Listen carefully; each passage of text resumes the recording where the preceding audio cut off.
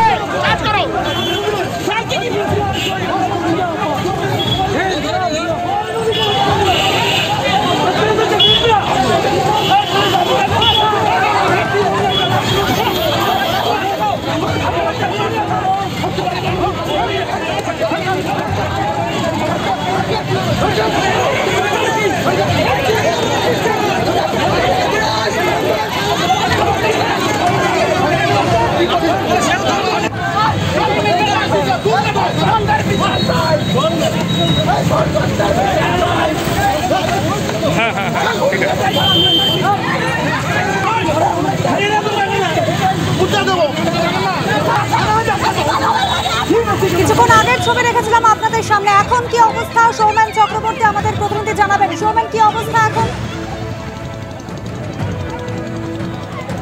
দেখো, এই মুহূর্তে কিন্তু পরিস্থিতি নিয়ন্ত্রণে এবং যে কজন এসইউসিআই এর ধর্মঘটি সমর্থক সেই সময় ছিল প্রত্যেককে তুলে নিয়ে গিয়েছে। আমি একবার দেখাবো ছবিটা। ঠিক দূরে ওই যে বট গাছের তলা দেখা যাচ্ছে, এইখানটা যেখানে এখনো যাত্রীরা দাঁড়িয়ে রয়েছে, এইখানেই কিন্তু কিছুক্ষণ আগে একটি মেদিনীপুর ঘাটাল রুটের বাস দাঁড়ায় এবং এসইউসিআই সমর্থকরা ঠিক আমার এই ডান দিক দিয়ে মিছিল করে গিয়ে সেই বাসটিকে তারা আটকায় এবং বাস থেকে চালক এবং যাত্রীদের নামানোর চেষ্টা করে। ঠিক সেই সময় কিন্তু কোতোয়ালি থানার পুলিশ তাদেরকে বাধা দেয় এবং বাধা দেওয়া শুরু হলেই পুলিশের সাথে ধর্মঘটি সমর্থকদের হাতাহাতি ধস্তাধস্তি পর্যন্ত হয় এবং তারপর বহু এসইউসিআই সমর্থক, এখনো সংখ্যাটা কিন্তু পুলিশের তরফ থেকে জানানো হয়নি, তবে আমাদের চোখের সামনে যেমনটা ঘটেছে প্রায় 15 থেকে 20 জন কি তারও বেশি এসইউসিআই সমর্থক কিন্তু পুলিশ আটক করে নিয়ে যায় এবং পুলিশের যেমনটা বক্তব্য যে পুলিশের সাথে হাতাহাতি, এমনকি পুলিশকে মারধরও করা হয়েছে। এমনকি আবার অন্যদিকে এসইউসিআই বক্তব্য যে এসইউসিআই সমর্থকদের পুলিশ মারধর করে, তাতে কিন্তু বেশ কয়েকজন জখম হয়েছে এবং 1 থেকে 2 জন আহত হয়েছে। তবে ঘটনার পর থেকে এই মুহূর্তে কিন্তু যেমন একদিকে পুলিশ মোতায়েন রয়েছে,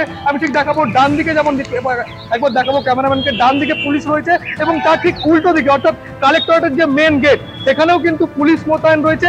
একই সাথে এখানে আমরা দেখতে পাচ্ছি শাসক দলের বেশ কিছু নেতা, তারাও কিন্তু এখানে দাঁড়িয়ে রয়েছে। অর্থাৎ পরিস্থিতি যাতে স্বাভাবিক থাকে সেই চেষ্টা করা হচ্ছে পুলিশের থেকে এবং শাসক দলের তরফ থেকেও কিন্তু দেখতে পাচ্ছি শাসক দলের নেতা কর্মীরা এই কালেক্টরেট মোড়ে দাঁড়িয়ে রয়েছে এবং অন্যদিকে এই মুহূর্তে কিন্তু এসইউসিআই কোনো কর্মী সমর্থক এখানে নেই।